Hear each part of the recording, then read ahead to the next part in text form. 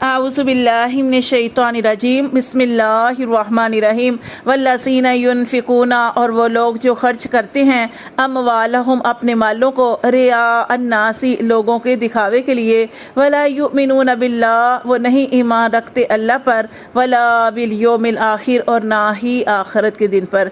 देखिए एक दफ़ा नबी सल्लल्लाहु अलैहि वसल्लम ने इरशाद फरमाया कि मुझे तुमसे शिर्क असगर का डर है। तो सहाबा कराम ने अर्ज़ की अल्लाह के रसूल शिर्क असगर क्या है?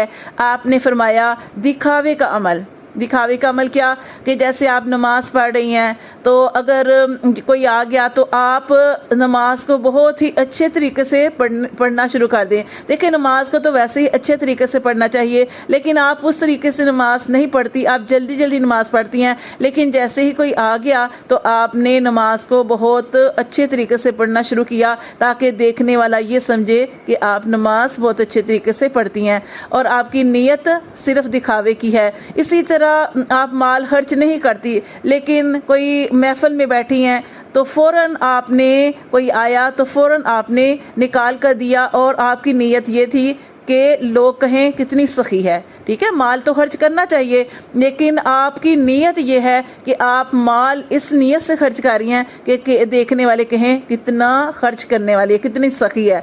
तो ये देखिए अल्लाह ताला फरमाते हैं कि जो दिखावे के लिए, रिया के लिए माल खर्च करता है, उसकी मिसाल ऐसे ही है कि गोया कि वो अल्लाह पर ईमान नहीं लाता। यानी ईमान तो है, लेकिन ईमान की कमज़ोरी ये है कि अल्लाह पर सही तरीके से ईमान नहीं लाता। अगर अल्लाह पर इंसान सही तरीके से ईमान लाए तो अल्लाह ताला ने सूरतुल बकरा के अंदर देखें ईमान वालों की सिफ़ात जो बयान की हैं, उसमें अल्लाह ताला ने फरमाया अल्लज़ीना युमिनूना बिल गैबि व युकीमूनस्सलाता व मिम्मा रज़क़नाहुम युनफ़िक़ून, कि वो ईमान वालों की सिफ़त में से एक सिफ़त ये है कि वो अल्लाह की रज़ा के लिए अपने माल खर्च करते हैं। ठीक है, माल खर्च करना है अल्लाह की रज़ा के लिए। जो अल्लाह की रज़ा के लिए माल खर्च किया जाता है उस पर अल्लाह तबारक व तआला अज्र व सवाब अता फरमाते हैं। उस में से जो भी आप खर्च करेंगे, थोड़ा खर्च करेंगे तो फिर भी अल्लाह तबारक व तआला अज्र व सवाब अता फरमाएंगे और अल्लाह तबारक व तआला नीयत के मुताबिक सवाब अता फरमाते हैं।